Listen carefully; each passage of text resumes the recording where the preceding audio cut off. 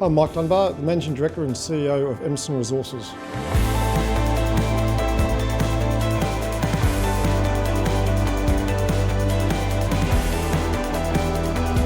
Welcome to Member in Focus. With me is Mike Dunbar, Managing Director of Emmerson Resources. Thanks for your time, Mike. No worries, it's nice to be here and be able to have a chat. Beautiful. Just give us a sense for exploration at the moment. What are explorers going through? What have you noticed out there for the start of 2025? Oh look, it's been an interesting start, to be honest. I think for gold producers and people with more advanced projects, it's been easier than people with more conceptual grassroots exploration. But no, I think it's pretty positive. I think there's been a lot of a sense of positivity coming into 2025. Record high gold price in Australian dollars. Always helps. Always helps. What are you seeing as the main challenges out there at the moment? As always, access to capital for junior explorers is always challenging. We're fortunate in that Emmerson, we did a capital raise late last year, and so we're really in a very strong financial position ourselves. But access to capital is always challenging for the industry. Land access, cultural heritage challenges and navigating those, and permitting.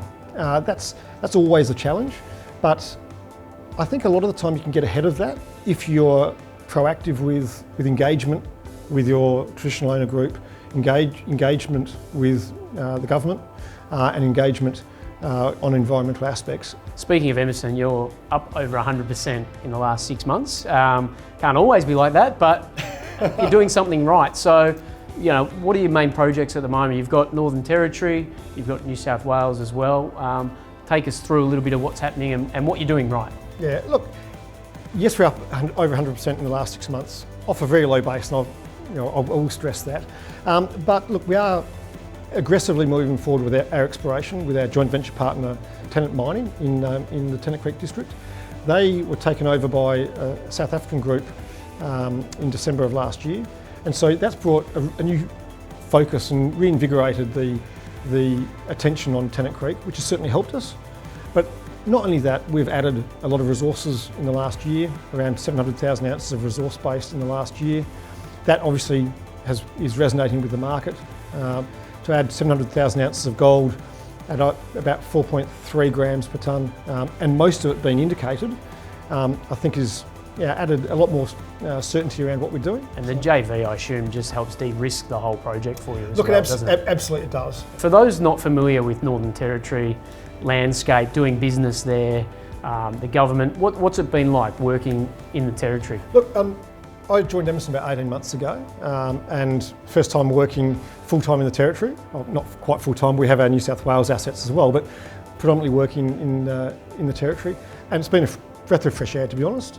There was a change of royalty regime through the last government, and the new government has reiterated the change to the royalty regime in the Territory, which has brought it more in line with a traditional NSR type of royalty, which provides a lot more certainty for companies.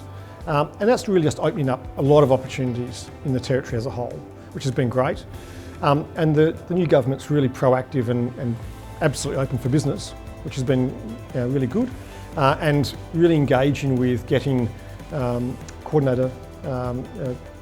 coordinator in place, and really helping industry navigate the challenges of the regulations, which everyone's got, but helping navigate those, which is really, really encouraging.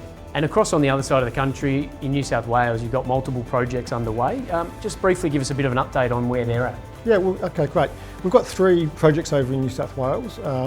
Cadungle Firefield out to the west, Wellington further to the north, and the primary focus has been the Keola project south of Orange and south of Cadia Ridgeway. Looking for porphyry, copper, gold mineralisation in those projects. We haven't found the porphyry yet, but still searching for that. But it's looking really encouraging, and certainly wanting to continue exploring that area. And we feel it's a really quite a fertile part of the world that we want to be continuing to explore in. Well, it's a great region, that whole orange area, isn't it? It is absolutely. Some of the names you've seen out there and some of the finds. So just finally, it'd be remiss not to ask you, with the gold price doing what it's been doing lately, President Trump's probably had a bit to do with that as well, but where do you see it going in 2025 if you get the crystal ball out? That's a great question. 5 years ago, if you were to say it's going to be 4,600, I think it is today, I would have said you've got to be joking. So Australian dollar gold price is phenomenal, right where it is right now. Where do I think it's going to go longer term? That's a really good question. If I knew the answer, I'd probably be sitting on the beach and retired by now. Current price, fantastic. It could quite easily break through 3,000 plus US, and then where the exchange rate, who knows? Yep. But onwards and upwards, hopefully. A well-hedged answer. So, Mike, appreciate your time. Thanks a lot. Thanks Cheers. very much.